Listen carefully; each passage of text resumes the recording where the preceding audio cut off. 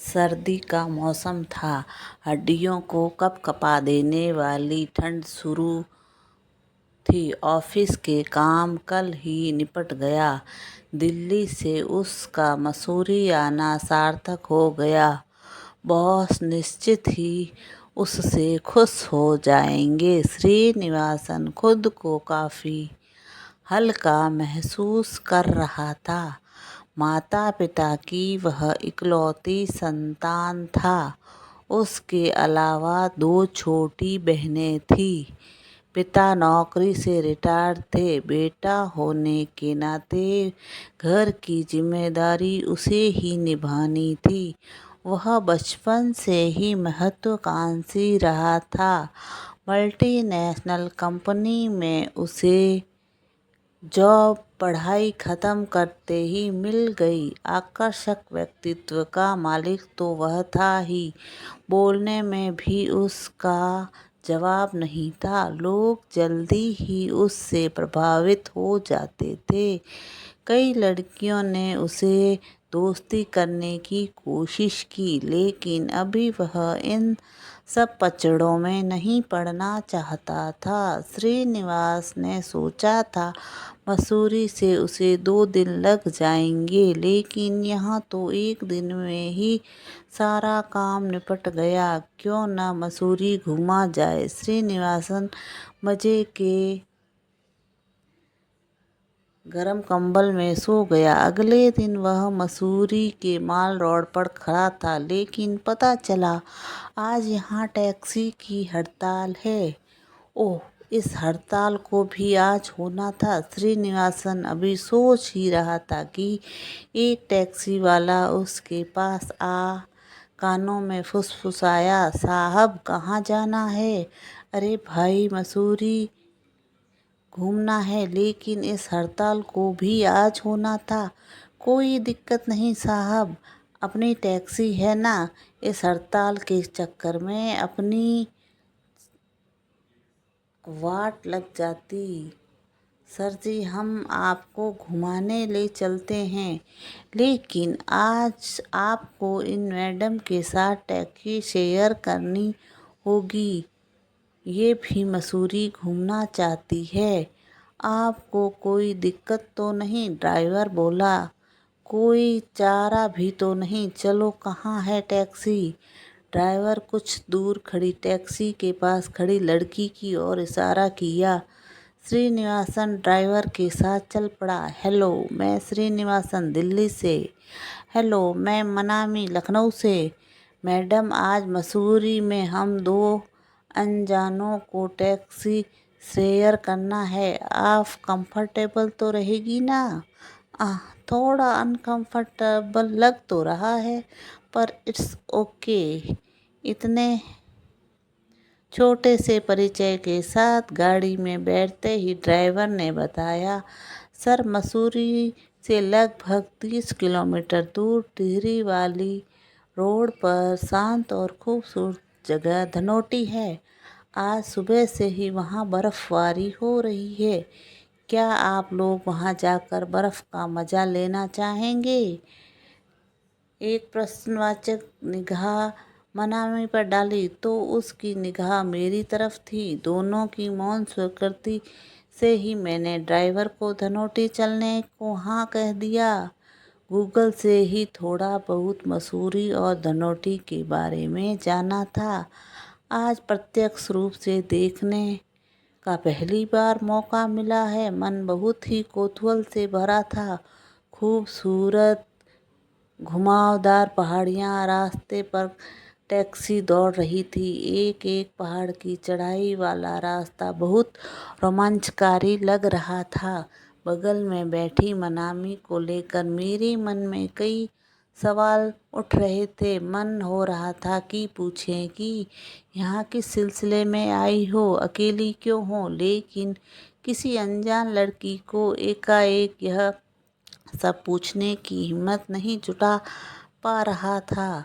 मनामी ही गहरी बड़ी बड़ी आंखें उसे और भी खूबसूरत बना रही थी।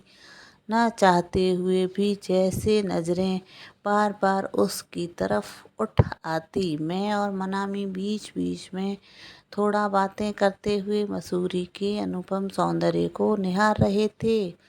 हमारी गाड़ी कब एक पहाड़ के छूटते दूसरे पहाड़ पर पहुंच गई पता ही नहीं चला। कभी कभी गाड़ी को हल्का सा ब्रेक लगाना और हम लोगों की नजरें खिड़की से नीचे हो जाती। गहरी खाई को देखकर दोनों की सांसें थम जाती। लगता जरा सी चूक हुई तो बस हमारा काम तमाम हो जाएगा। जिंदगी में आदमी भले ही कितनी ही ऊंचाई पर क्यों न हो, पर नीचे देखकर गिरने का जो डर होता है उसे पहली बार एहसास हो रहा था। अरे भाई ड्राइवर साहब, धीरे, जरा संभाल कर। मनामी मौन तोड़ते हुए बोली। मैडम आप परेशान मत होइए, गाड़ी पर पूरा कंट्रोल है। अच्छा सर जी, जरा थोड़ी देर के लिए गाड़ी रोकता हूँ। यहाँ से चारों तरफ काफ़ी सुंदर दृश्य दिखता है। बचपन में पढ़ते थे कि मसूरी पहाड़ों की रानी कहलाती है। आज देखने का मौका मिला। गाड़ी से बाहर निकलने ही हाड़ कपकपा देने वाली ठंड का एहसास हुआ। चारों तरफ से धुएं जैसे उड़ते हुए कोहरे को देखने से लग रहा था मानो हम बादल के बीच खड़े हैं, आँख मिचोली खेल रहे हैं। दूरबीन से चारों तरफ नज़र दौड़ाई तो सोचने लगे कहाँ थे हम और कहाँ पहुँच गए। अभी तक शांत सी रहने वाली मनामी धीरे से उठी। इस ठंड में यदि एक कप चाय मिल जाती तो अच्छा रहता। चलिए, पास के एक चाय के स्टॉल दिख रही है, वहीं चाय पी जाए। मैं मनामी से बोला।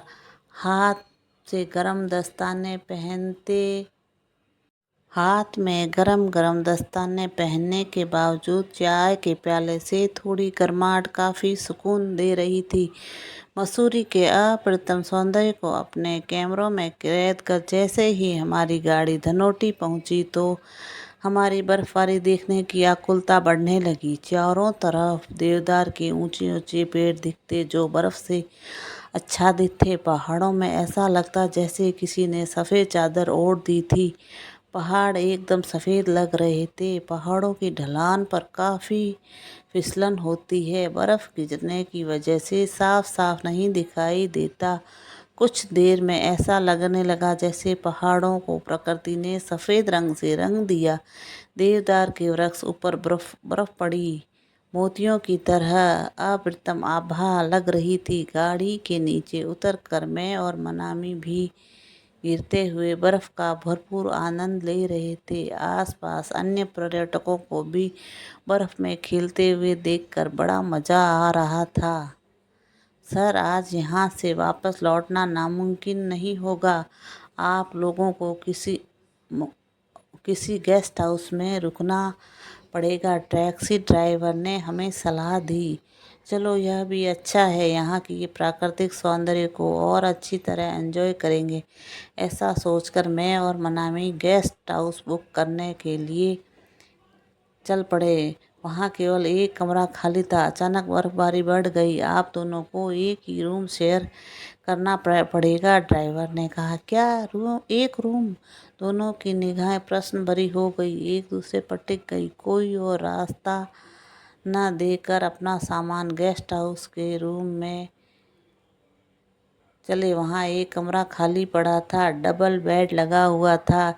इसे मेरे संस्कार कह लो या अंदर का डर। मैं मनामी से कहा, ऐसा करते हैं, बेड अलग अलग कर बीच में टेबल लगा लेते हैं। मनामी ने अपनी मौन स्वीकृति दे दी। हम दोनों अपने अपने बेड पर बैठ गए। नींद आंखों में न मेरे थी न मनामी के। मनामी अभी तक साथ मेरी उससे बात करने की हिम्मत हो गई। अब रहा नहीं गया। बोला, तुम यहाँ मसूरी क्या करने आई हो? मनामी शायद अब तक कुछ सहज हो गई। बोली, मैं दिल्ली में रहती हूँ। अच्छा, दिल्ली में कहाँ? सरोजनी नगर। अरे वाह, कोइंसिडेंट, मैं भी INA में रहता हूँ।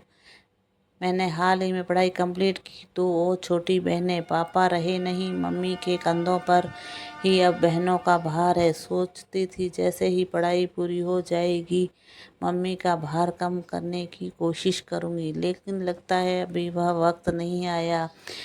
दिल्ली में जॉब के लिए इंटरव्यू दिया, उन्होंने सेकंड इंटरव्यू के लिए मुझे मसूरी भेजा।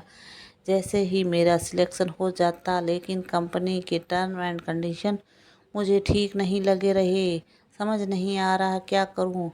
हम इसमें घबराने की कोई बात नहीं है। जॉब पसंद नहीं आ रही तो मत करो, तुम्हारे अंदर काबिलियत है और दूसरी जॉब मिल जाएगी। मेरी कंपनी में अभी न्यू वैकेंसी निकली है, तुम कहो तो तुम्हारे लिए कोशिश करूं। सच, मैं अपना सीवी तुम्हें मेल कर दूंगी। शायद वक्त ने हमें मिलाया हो, इसीलिए मैं तुम्हारे काम आ सकूं। श्रीनिवासन की मुंह से अचानक निकल गया।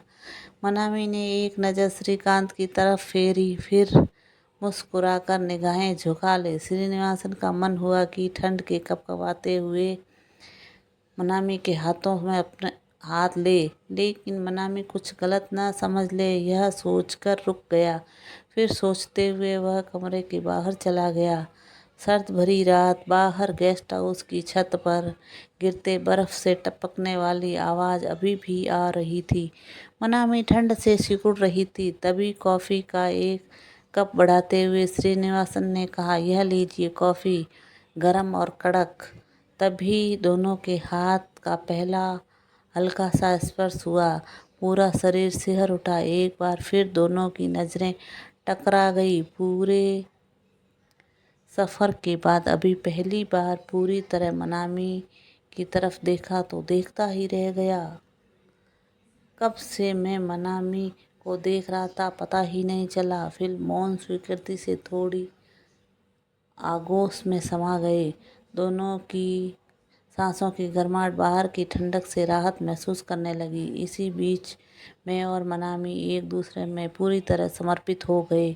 पता ही नहीं चला। शरीर की कपकपाहट अब कम हो चुकी थी। दोनों के शरीर थक चुके थे पर गर्माहट बरकरार थी। रात कब गुजर गई पता ही नहीं चला। सुबह सुबह जब बाहर पेड़ों फलों पर जमी बर्फ छन छन कर गिरने लगी, ऐसा लगा मानो पूरे जंगल में किसी ने तराना छेड़ दिया हो। इसी तरह